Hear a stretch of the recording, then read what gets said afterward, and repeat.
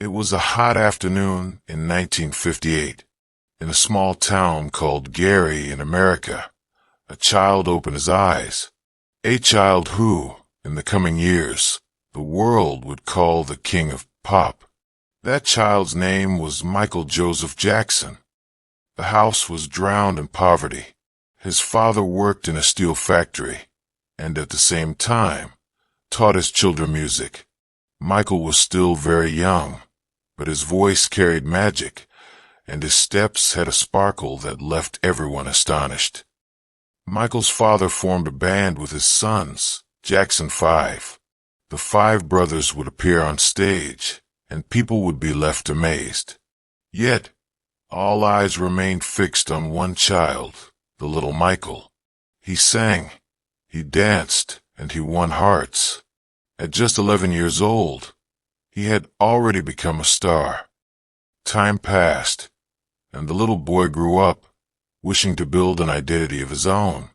He began his solo career.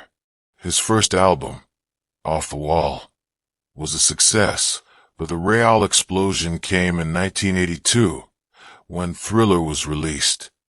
This album wasn't just a collection of songs, it was a revolution.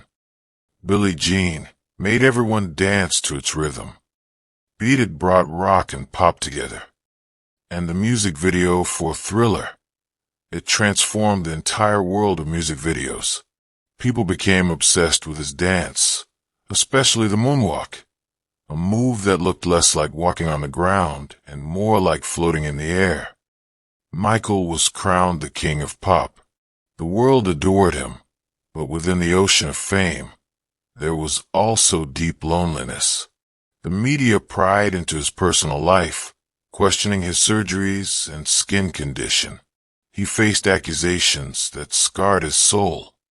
Yet, his heart always held love for children. He wanted every child to be happy, which is why he built a dreamlike home called Neverland, where children could play freely. But the world misunderstood this love and painted it in the wrong colors. The year 2009 arrived. Michael was preparing for his grand comeback.